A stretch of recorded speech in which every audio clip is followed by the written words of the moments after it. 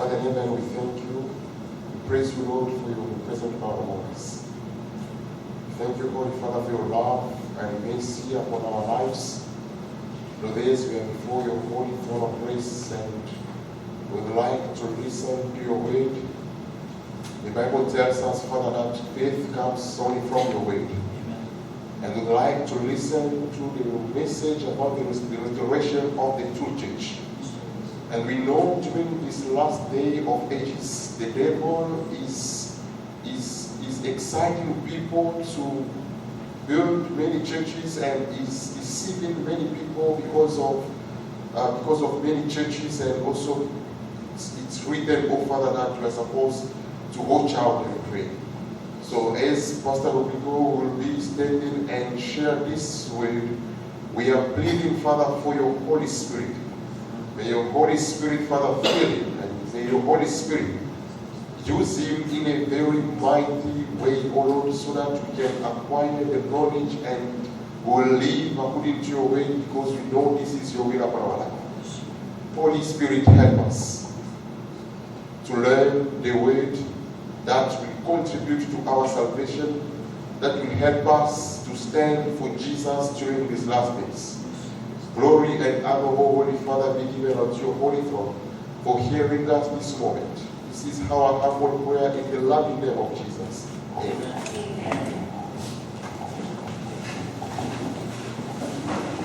Thank you for the prayer. Now let's continue. I think this is a new audience. I wish that the audience can finish the whole term of lecture. Okay. Thank you, Ethan Howe, for coming, new audience today, this morning. Now, let's continue. We have been talking about the true church since the time of Israel, who turned their back from Jehovah, and the church during the New Testament era, the Christian church, or the people also apostatized, although they were remnants. But as a nation, they apostatized. Until the time when God called the other sheep to the fold. And this other sheep includes the Gentiles like you and me. This is good news for us. And so salvation, the hope of salvation, is being also experienced by us today. Now, let's continue the process of apostasy during the dark ages. When the true church, represented by the pure woman, was being persecuted in the European continent, the woman fled to the wilderness. During that time, Ferdinand Magellan from Spain also arrived in the Philippines to introduce the Catholic Christianity. We must be very thankful also to Ferdinand Magellan. If not, we are all Muslims today. But on the other hand, we must be very thankful also for the Muslims. Mamayang hapon na lang yan. Kung bakit dapat magpasalamat din tayo sa mga Muslim. Sapagkat Muslims helped very much the Christians during the rampage of persecution in Europe. They were the ones who stopped the advances of the persecutors. Okay, let's continue. And the woman fled to the wilderness, where she has a place prepared of God, that they should feed her there 1,203 score days. Meaning, in the wilderness, where the woman was nourished there for 1,260 years, very long years of persecution, within 1,260 years. Okay, we were mentioning about the Santo Niño, the landmark of Christianity landed in the Philippines during the 16th century by the Spanish conqueror Magellan, although he was killed by local chieftain Lapu-Lapu, Kalipu-Lapu. But Catholic Christianity really triumphed in the Philippine Islands. And the woman fled to the wilderness. When is the wilderness? When we have already known, that the church was founded the restoration of the church was in 1844. We will lecture this in detail this afternoon. Was in 1844 in the right time, but in the right place, in the wilderness. The Bible is stating this very clearly, in the wilderness. And the woman fled to the wilderness. And the dragon pursued, in hot pursuit against the woman. As we have already stated, that when the dragon noticed that the woman fled, he issued a flood of water from his mouth to drown the woman. But the earth opened her mouth and swallowed up the flood. And the woman was given the great wings of eagle and flew and fled to the wilderness, where she has to be nourished there for 1,260 years now. We know very well that the woman in this imagery of biblical prophecy represents the true church, hence virgin church, with virgin doctrine. This is the representation of the woman, the pure woman. And the wilderness, and the woman was given with the great wings of an eagle. What nation in the world today represents the eagle? Okay, this is the official seal of the United States of America. America representing an eagle in this case. Does this mean to say that the wilderness is in the continent of America? In the book National Geographic, I have an actual copy of this very big book and very thick, Wilderness USA. In this book is being discussed that in the ancient times, America really was called a wilderness. And so is Ellen G. White correct in her interpretation that the wilderness is the United States of America, according to the book Great Controversy? Exactly, definitely, Ellen G. White was correct. Because during those times, when Christians were persecuted in the European continent, many Christians fled to the American continent from the European continent during the time of persecution, under the imagery of the leopard beast, no longer the great red dragon, but the leopard beast, who originated from the place of many waters. The great red dragon was cast out from heaven, and the leopard beast, the same with 7 horns, with 7 heads and 10 horns, originated from the waters. And the third beast with lamb-like horns originated from the desert or from the wilderness. Okay? And the woman fled to the wilderness. And she was given with the great wings of an eagle and fled there. And she was there for 1,260 years. Now it is being stated here clearly, in other words, that the wilderness being said in the Holy Scriptures is the continent of America, where the woman, the true church, transferred from the great persecuting power in the European continent to the American continent, the land of the free and liberty today. Now, let's go to the history of Adventism.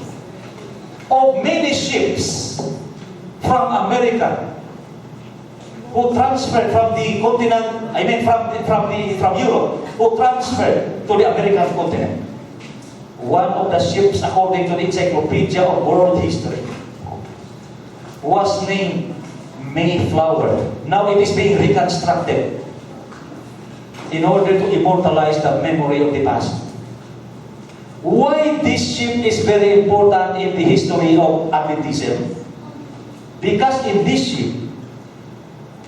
ship had 120 passengers. One of the families in this ship was named White. That is the story. White family. Later on, this White family bore sons and daughters, and through the years, later on, in later times. James White was born, the husband of Ellen G. White, the prophetess of the Seventh-day Adventist Church. Why this vessel is very important in our history? It is because of that linkage in history about the White family who transferred from there to the American continent. And when they were in America, they became the founders of the Seventh-day Adventist Church in the right place in the wilderness and in the right time in 1844.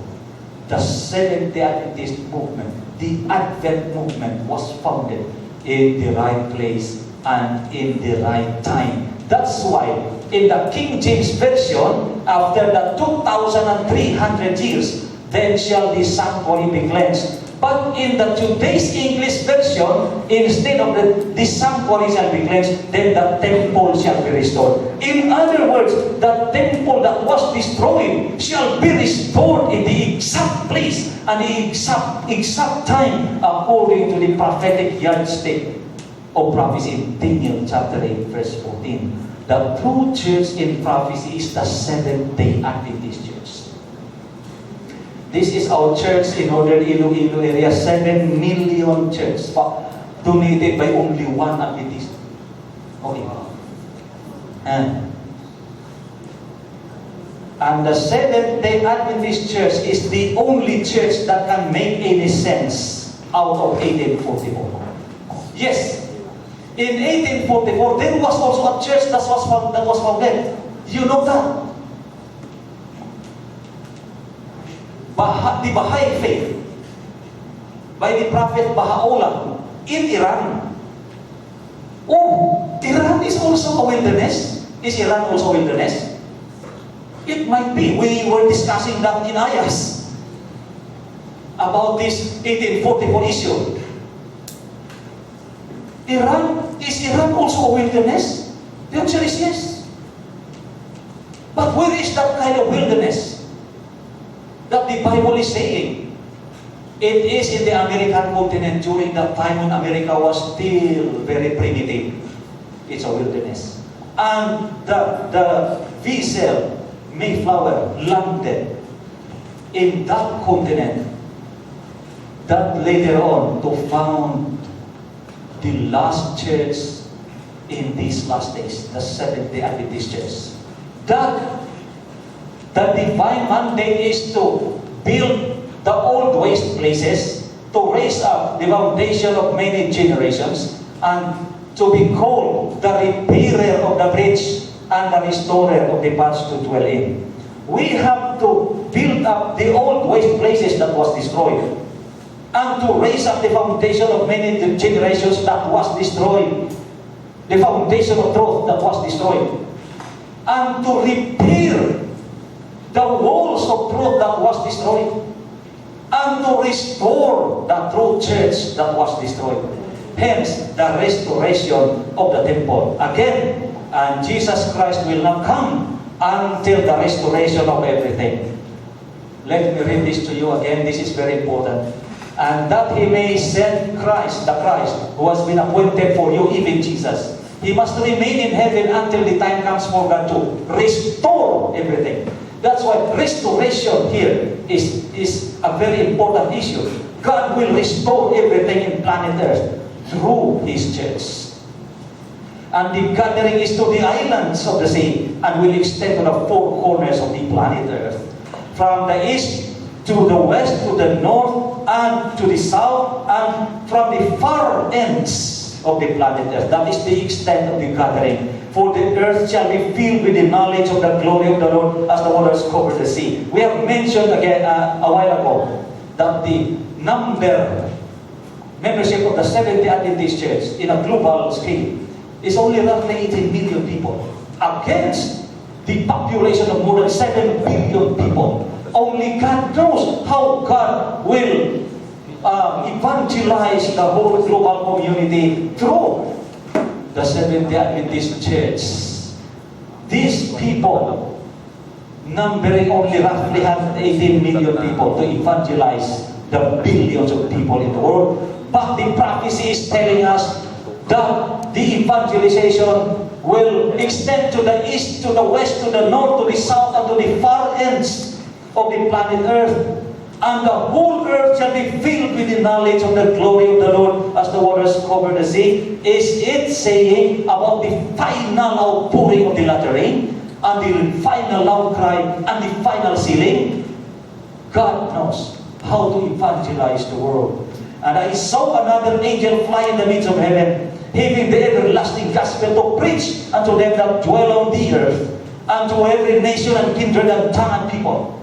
This is the extent of the gathering and the evangelization of the whole world. This is also what Ellen G. White saw in a vision about the light of the other angel that enveloped the whole planet Earth. This is the impact of the gathering and the evangelization of in these last days. Now, Isaiah chapter 11, verses 11 and 12 mention about the gathering to the islands of the sea. From, notice carefully, from the Middle Eastern countries.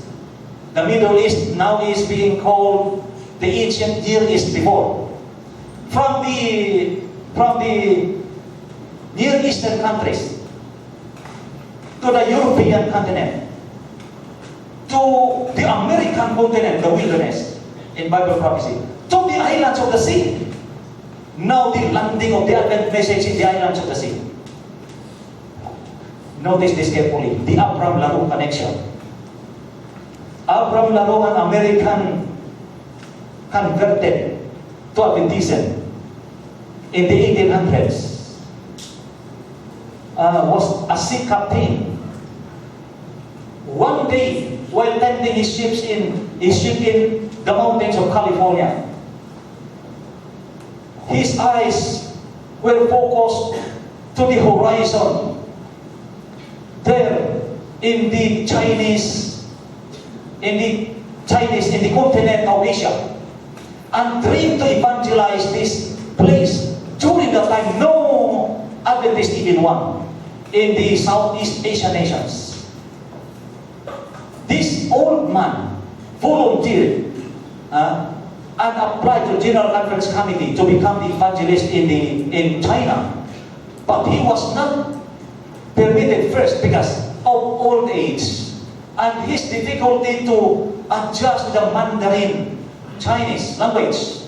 But he pleaded, "Please, my brethren, let me spend the remaining days of my life to preach the gospel of Prince Emmanuel to the Chinese people." He went. He was allowed, but no salary. As a culture, as a literature evangelist, very sad. No salary, no money during the time. And he went, and he arrived in Hong Kong. He did not able to visit the Philippines, but he sent literatures through friendly sea captains to be given to the people in Manila when they arrived in Manila. But he evangelized Singapore, Malaysia, Indonesia, China, Japan. He even reached Palestine and evangelized the islands of the sea in the South Pacific and in the Southeast Asia, including the Philippines, by sending literatures. If this man is now alive, he may be able to witness the millions of people now in Asia, Adventist people, as a result of his humble beginning in the 19th century to preach the gospel of Emmanuel, or Prince Emmanuel, first in Hong Kong and then contaminate the whole Asian nations. These were his converted people during his time in China.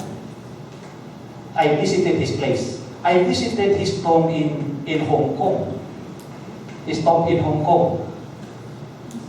I was invited to speak there during their celebration, Hong Kong Macau Conference, with my guide, Pastor Bruno, the pastor in Hong Kong International Church. Pastor Bruno guided me to the mainland China, our union office here. This is because of Abraham Larue. The old evangelist. This is the inside of the Chinese Union Mission. The executive secretary, my counterpart during the time when I was executive secretary. The Pioneer Memorial Church in the Happy Valley in Hong Kong. Because of Abraham Laro. In Hong Kong Adventist Hospital, there is a building there named Abraham Laro Building. In memory of him, in order to immortalize his name in Adventist history. For the sake of history. This is in China. The Chinese Adventist College. This is because of Abraham Laro. And that man, I think, he did not able to graduate. Although he was a sea captain, he was undergrad, but evangelized vigorously the people in China, in Hong Kong, in Singapore, in Malaysia, in Indonesia, and made it the kingdom of God, including the Philippines, now millions of Seventh-day Adventist people. In 1905, when Robert Caldwell arrived in Manila in 1905, many Manilans were also had an idea about the Advent message because of Abraham Laro's sending the Adventist tracts in Manila. In 1905, this is still a part of the reaching of the gospel to the islands of the sea. Robert Caldwell arrived to preach the gospel to the Filipino people through the printed pages. In 1905 to 2005, that's why we celebrated our centennial in this postage stamp in 2005, the 100th year anniversary of Adventism in the Philippines. Elder Finster, you know him, who arrived after Robert Caldwell, evangelized Manila, and were able to have the candidates for baptism. I think 18 people. And he was the one who organized the Adventist work in Manila, the first Filipino pastors. Leon Roda, Emilio Manalaysay, Bibiano Panes, Felix Manalo, the founder of the Iglesia de Cristo. Felix Manalo apostatized and turned from the truth in 1914. And also celebrated his centennial in 2014 this year, the Iglesia de Cristo. Now it's a global, a worldwide church.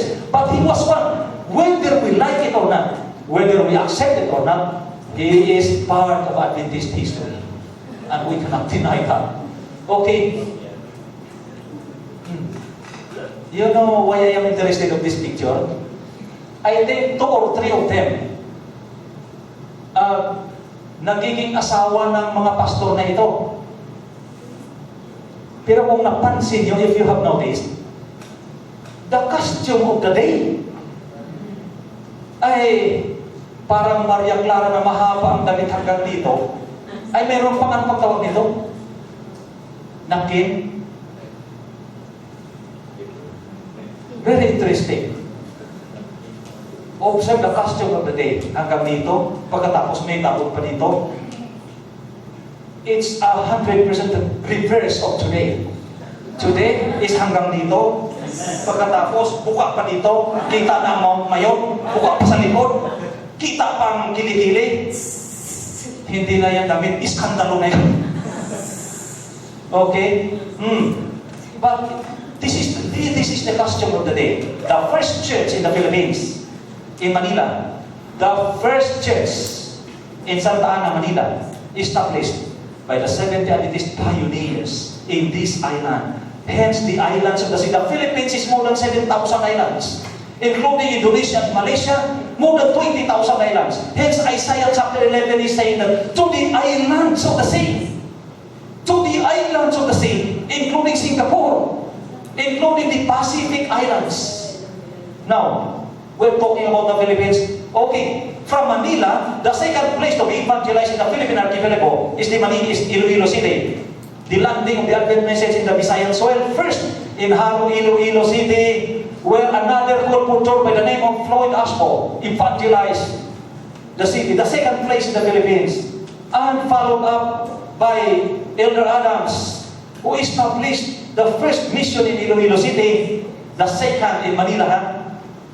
This was in 1911 to 1914. The first mission.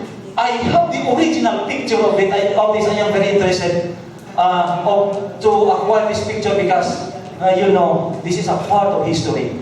The birth of this day church where Elder Adams, his wife and daughter, including then Pastor Hornada, the first Ilonggoan pastor who was converted outside the Philippines, and the first pastor in the Philippines, and the first Adventist in the Philippines that was converted outside the Philippines is this Pastor Hornada, founded the first Sabbath school in 1914. This is near General Hodges Street in Iloilo City.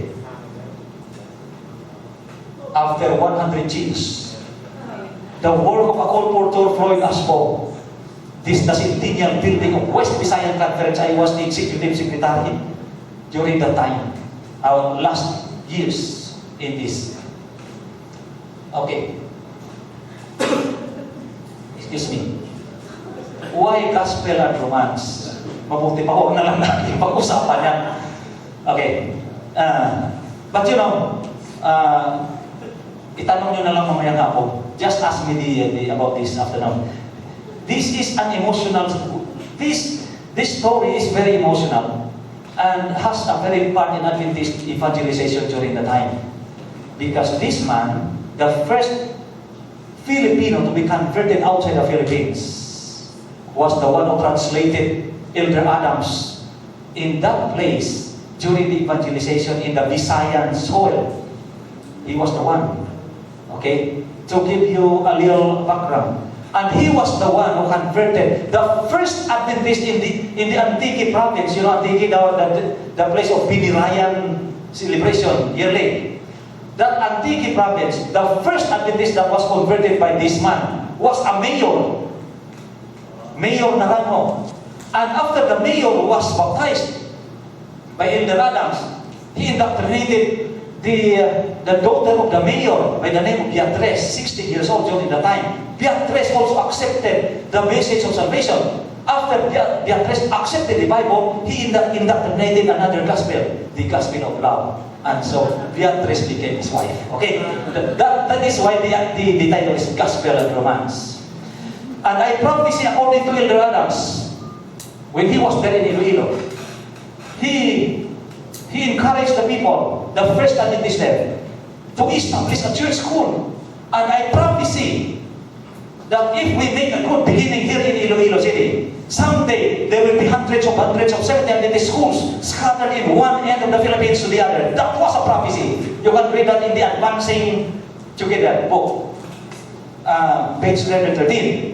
That was a prophecy. And now, the Philippines has more than 300 schools, 20 elementary schools, 26 academy, 8 colleges, and 1 university. Not mentioning the IAS. But the prophecy was exactly correct. In due time, the Philippines, hundreds of Adventist schools scattered from one end of the Philippines to the other. From here in Luzon to Tawi-Tawi, the land of the Tausugs, where the Sulats are now, they're educating the Muslim children. Okay, the prophecy was correct.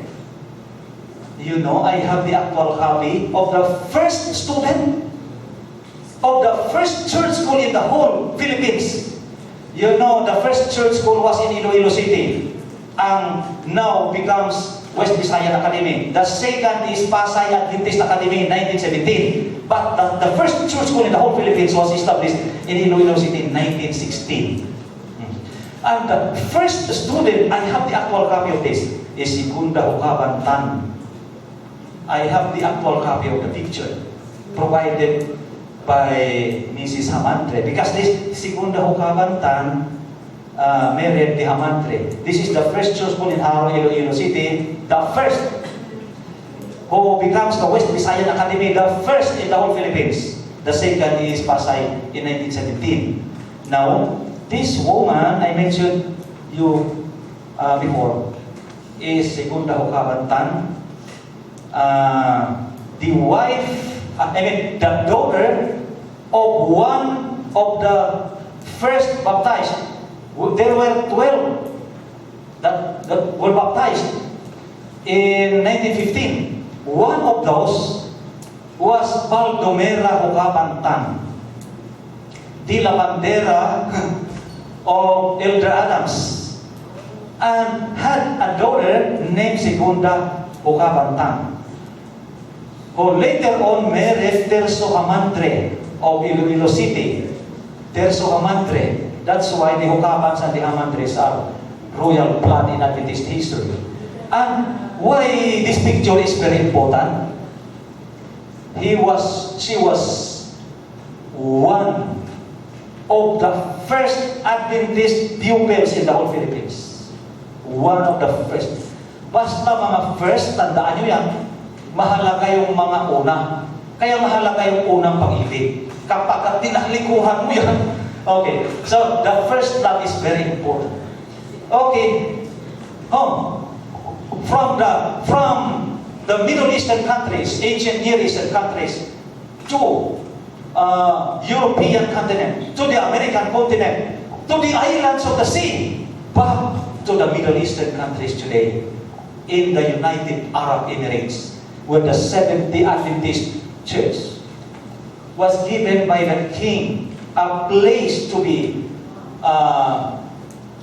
where the church is now stands majestically. And during the inauguration in May 2011, the king sent his representative.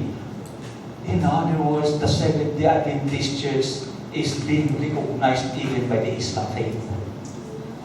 This is a fulfillment of Isaiah chapter 16, an outstanding prophecy about someday these Islam people will unite with the Sabbath-keeping people. You know that. Okay. This 1,000 seating capacity church is now being established right there at the heart of the Muslim country. That is why these Muslim people cannot be underestimated. They will, according to prophecy, they will dramatically and finally join with the Sabbath-keeping people. If not all, at least the prophecy must be fulfilled that these countries will become a blessing to the sanctuary of God. The last frontiers of Adventist mission. Okay. Now, the last frontiers of the Adventist mission. The Jewish nation. In the closing proclamation of the gospel, mark the word, in the closing, when special work is to be done for classes of people hitherto neglected, God expects His messengers to take particular interest in the Jewish people, whom they find in all parts of the earth, as they see the Christ, the gospel dispensation portrayed in the pages of the Old Testament scriptures, and perceive how clearly the New Testament explains the Old, their slumbering faculties will be aroused, and they will recognize Christ as the Savior of the world. Many will by faith receive Christ as the Redeemer. We have already discussed about the national apostasy of the Jewish people. They turned back from the true worship of God.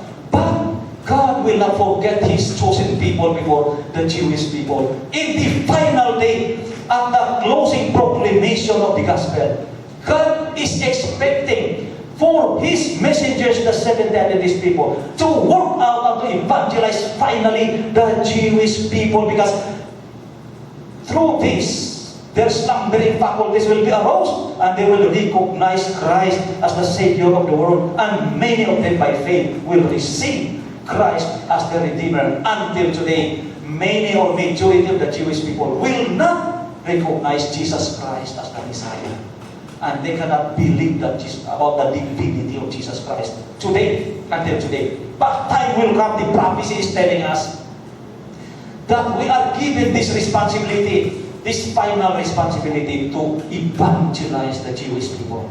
In other words, the Seventh-day Adventist Church is being given this privilege, a great privilege, to evangelize the chosen people of God that have deserted and departed from the truth. Look at this. All religious and non-religious tribes of the earth. The Hinduism, the Shintoism, Buddhism, Taoism, non-Christianism, paganism, atheism, animism, witchcraft of all kinds, all local and indigenous religions in every place in the planet Earth, including the Philippines, and non-religious people. All this must be evangelized. Hindus and Buddhists are very mild and very mellow people. They are very kind people. They can be easily warned by the gospel in due time. Now, the Seventh-day Adventist Church is being now established in Cambodia. In Cambodia, through the works of our Adventist missions, in Cambodia, in Laos, in Vietnam, of course in Thailand, and other countries. They are very kind people. I talked with one of their priest, Buddhist priest. They are very godly, and they dedicate their lives to God. No, according to him, no house, no properties. We just work for the Lord. Their Lord. Buddhism. They're Buddhist people. That's why in heaven, I mentioned about witchcraft of all kinds. Anong witchcraft? Yung mga mangkukulam. Ito bang mga aswang o mga mangkukulam are also candidates for salvation? Look at this.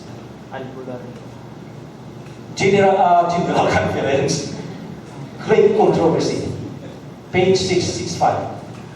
In heaven, during the assembly of the saints, nearest to the throne, are those who were once zealous in the cause of Satan, but who plucked as brands from the burning, have followed their Savior with deep, intense devotion. Next, Next are those who perfected Christian character in the midst of falsehood and infidelity. Those who honor the law of God when the Christian world declared it void, and the million instrumentalities of all ages who were martyred for their faith. These are the groups of people who will be saved. Elijah saw them in the vision. First, those who are very zealous in the cause of Satan worship. Second, those who perfected Christian character in the midst of falsehood and persecution. And all million instrumentalities of all ages who were martyred by their faith. The martyrs during the dark ages. And beyond is the great multitude which no man could number, of all nations and kindreds and people and tongues, before the throne and before the Lamb, clothed with white robes and palms in their hands. These are the scenarios in heaven when Jesus Christ will finally gather His people in that heavenly home, including those who worship Satan themselves. Those who worship Satan are also candidates for salvation. And those who died as a martyr, including those who belong to the great multitude. Those who died as martyrs during those times of persecution, who faced bravely and valiantly against the enemies of the truth, they died in the name of the Lord, will be saved. There were no Seventh-day Adventists during these dark ages, no. But they were martyrs. These are the scenario in the torture room during the time. Please don't feel bad again. Please don't feel bad against the Catholic people. They are very innocent. Actually, the Catholic people are very pleasant to be with. They are good people. But we are talking about history and fulfillment of prophecy. So that the woman was drunk with the blood of the saints during that time. Okay. Now, the final global conversion. Final global conversion. In the during the time of the final outpouring of the latter rain. The scenario Ellen G. White observed of the people that will be saved, if not now, if they are now outside the church, the true church, at least in the final hour, among earth's inhabitants scattered in every land, there are those who have not bowed the knee to Baal, like the stars of heaven, which appear only at night, cannot be seen during the day, but will appear during the night. These faithful ones will shine forth when darkness covers the people. Meaning, when dark ages again will bear sway, God has in reserve a firmament of chosen ones that will yet shine forth amidst the darkness, revealing clearly to an apostate world the transforming power of the obedience to His law. Now the enemy moves upon his servants to propose measures that would greatly impede the work of God. But statesmen who fear the Lord are influenced by the holy angels to oppose such proposition with unanswerable arguments. Thus a few men will hold in check a powerful current of evil. The opposition and the enemies of truth will be restrained, that the third message may do its work. When the loud cry shall be given, it will arrest the attention of these leading men, through whom the Lord is now working, and some of them will accept. World leaders, some of them will accept and will stand with the people of God through the time of trouble. There are many souls who come out in the ranks of the world, out of the churches, even the Catholic Church, whose zeal will far exceed than of those who have stood in rank and file to proclaim the truth heretofore. For this reason, the 11th hour laborers will receive their penny. 11th hour. Now, the spirit of prophecy now is mentioning about the 11th hour before 12. Meaning, 1 hour before the end. The 11th hour laborers will receive their penny. This will see the battle coming and will give the trumpets a certain sound. When the crisis is upon us, when the season of calamity shall come, they will come to the front. This 11th hour workers of God. But God will not be left without witnesses. The 1 hour laborers will be brought at the 11th hour. To what? To fill their places and take their crown of those who apostatized and turn their back from the church. The 11th hour workers will fill their places and take their crown. This is a sad news to the Adventist people who will apostatize during the time. When the storms of persecution really breaks upon us, the true sheep will hear the true shepherd's voice. Self-denying efforts will be put forth to save the lost, and many who have strayed from the fold will come back to follow the great shepherd. We cannot underestimate those Adventist people who are now called backsliders. We cannot underestimate the backsliders and the opposite people who have strayed from the fold. Because many of them who have strayed from the fold will come back to follow the great shepherds. So company after company from the Lord's army joined the fold. And tribe by tribe from the ranks of the enemy united with the people of God. So tribe by tribe will. That's why it is very hard to explain how the Seventh-day Adventist people will evangelize the whole planet. But in this prophecy, it is very easy for God to make His own discarte on how to evangelize the global community. Now, from the east to the west, to the north, to the south, and to the far ends of the planet Earth, the Lord will gather His people. And thousands in the 11th hour will see and acknowledge the truth. These conversions to truth will be made with a rapidity that will surprise the church, and God's name alone will be glorified. So the church actually will be surprised. We do not know when and how, but we will be surprised about the rapidity of the conversions to truth of these people. We do not know. Therefore, lastly, and Selected Messages, Book 2, page 390. The Lord has declared that the history of the past shall be rehearsed as we enter upon the closing word. The history of the past shall be rehearsed, shall be repeated as we enter upon the closing word. What kind of history? The power of youth. Listen to this. During the formative years of the movement, the leaders of this movement were mostly very young.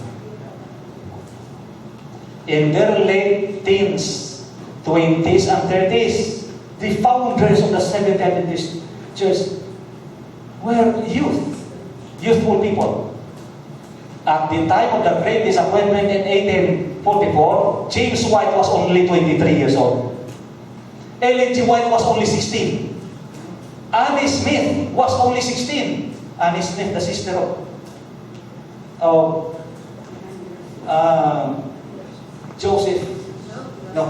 Uriah Smith. The sister of Uriah Smith was only 16. John Andrews was only 15. Only Uriah Smith was only 13. I mean, Annie Smith was the elder sister of Uriah Smith. Or George Butler, who became the president of the General Conference, was only 10 years old. Only Joseph Bates was 52 years old. Most of them were very young. So this movement was started by young people. Amen. Okay, now, yet these young men and women who took the lead in the Bible conferences of the 1840s and the 1850s, during which the beliefs of what became the Seventh-day Adventist Church were discussed, debated, and agreed. It was they, the young people, who published a series of pamphlets persuasively setting out the new beliefs, as well as a magazine, the Advent Review, and some appeared today's Adventist Review, which connected all the widely scattered believers together, and without which the church would never have been founded. It was they, the youth, who led the efforts to transform a network of small groups of believers into an organization that would unite all Seventh-day Adventists and provide a basis for mission. Most of the youngsters of the 1850s provided leadership to the church into the 1880s and some into the 20th century. This is your history. So it was started by the young people and concluded by the young people. Amen. I mentioned Annie Smith. I am now finishing. You know, we have so many things to say, but time will not allow. Annie Smith was a poet, an artist, and a writer. She was working in the editorial staff of the Adventist Review, the Herald during the time. This is her self-portrait. She was the one who drew herself. And a writer, a poet, he wrote a poem about herself. This is the poem. And the third paragraph, who left behind the cherished friends of early years and honor, pleasure, wealth resigned to tread the path bedewed with tears. Annie Smith was invited by his mother, I think, to attend Joseph Bates' lecture about the 2,300-year prophecy. For the sake of her mother, he attended. But before that, he dreamed during the night. He dreamed about the venue. And according to her dream, he opened the door. And he came late, according to her dream. When he opened the door, the room was chocked up with people. And only one chair was unoccupied at the back. And she's seated at the vacant chair. And he saw the man in the dream who lectured about the 2,300-year prophecy. That was Joseph Bates. Okay. On the other hand, Joseph Bates also dreamed during that night that when he stood up before the audience, he saw a strange woman came late and seated at the back, at the only one unoccupied seat at the back. Okay, this is now the scenario. Morning came and night. During the night, Annie Smith went to the venue. Exactly, he arrived at the venue very late. She opened the door and found the room jammed up with people. And there was one unoccupied seat at the back. She seated there. At that time, Joseph Bates also started the lecture of the 2,300-year prophecy. And she saw the woman, that strange woman, who entered and seated at the back. The woman, Annie Smith, recognized the man in her dream who lectured about the 2,300-year prophecy. And Joseph Bates also recognized the strange woman in his dream who came late and sat at the back of the audience. After the meeting, Joseph Bates met Annie Smith. That was the beginning of her conversion. That's why Annie Smith also wrote a poem about Joseph Bates. The one who was before that, for herself. And the third who left behind the cherished friends of early years. She was 16, and had so many barcadas and camaraderie. But she left behind the cherished friends of early years, and honor, pleasure, wealth, she resigned to trade the path bedewed with tears. And about Joseph Bates, I saw one wearing the title of her poem. The one who was wearing, sad and torn, with many a line of grief and care, furrowed on his brow, but whose spirits were buoyed up by the blessed hope. Because Joseph Bates always, in his saying goodbye always, in his letters and in his speaking, he used to say, by the blessed hope, Joseph Bates. That's it. That's why Annie Smith mentioned this in the poem. Annie Smith was only 16 years old. John Andrews, the missionary to Europe in 1874, the first missionary in Europe, with him was his daughter named Mary. Mary was also a scholar, a very bright girl like her father. She was with her father in Europe, in Switzerland, during that time, to open up the Adventist work in Europe, publishing the Signs of the Times. She was 15 years old and was already in the editorial staff of his father.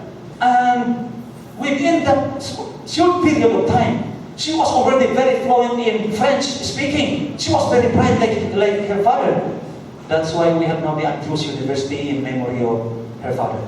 But this woman, this girl, 15 years old, was the one editing the Signs of the Times, 15 years old. But he was caught with a consumption. That illness before had no remedy.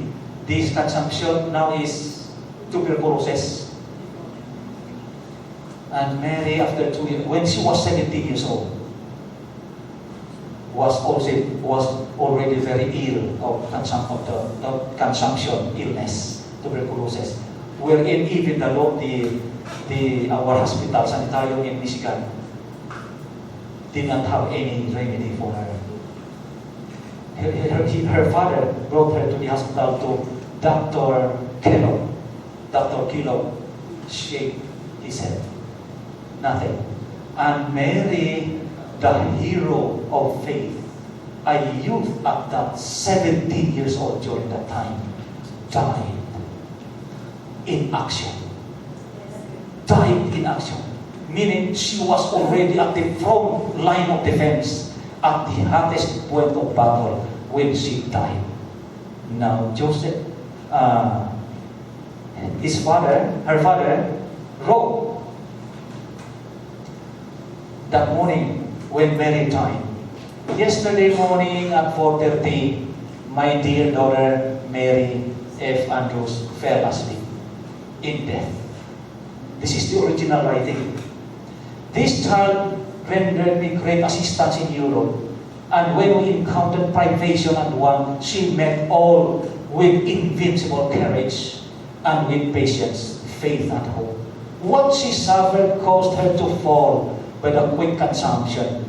She has fallen in the world at a time when the services have become of great value. Who is there that will rise up to take her place? Battle Creek, November 28, 1870, John Andrews. But Mary died as a hero of faith. She was a youth like you. So many youth who became martyr because of the work of Jesus Christ in their hands during those times. How we wish this group of dedicated youth today will become the soldiers of Jesus Christ at the front line of defense until the second coming of Jesus to finally gather His people in that heavenly land. This group of youth are now being considered as an elite missionary force. If they have an elite military force, the Seventh-day Adventist Church has also an elite missionary forces. The youth of today. What is it? It's already time. Maybe. Okay. Let's end this lecture. That he might present it to himself a glorious church, not having spot or wrinkle or any such thing, but it should be holy and without blemish. This church will be presented to Jesus Christ, the groom. This bridegroom, the church, will be presented to Jesus Christ as no having spot or wrinkle or such thing, but that it will be holy and without blemish before the Lord Jesus Christ. Finally, Christ is the uniting link in the golden chain which binds believers together in God. There must be no separating in this great testing time. The children of God constitute one united whole in Christ. This is a superlative degree of expression. That there must be no separating in this testing time. And we are now in this testing time. The people of God must be one united whole in Christ. Again, there must be no separating in this testing time. Therefore, no offshooting, please. Amen. Many Seventh-day Adventist people are now there, joined in the Redeemed Nine, in the SDA Reform Movement, in the Davidian Adventist, in the other options. In the Philippines, we have so many Seventh-day Adventist options. Different. They have legally registered their church in the Securities and Exchange Commission. We have all the copy of the registration. We have secured all the registrations. And they fight bitterly this church, their mother church. But the spirit of prophecy is telling us there must be no separating in this testing time. And the people of God must constitute one united whole in Christ. This is the purpose of our coming here. So therefore, we have nothing to fear for the future. Don't be afraid about the coming 666 or global economic meltdown or abnormal weather conditions or another Yolanda coming.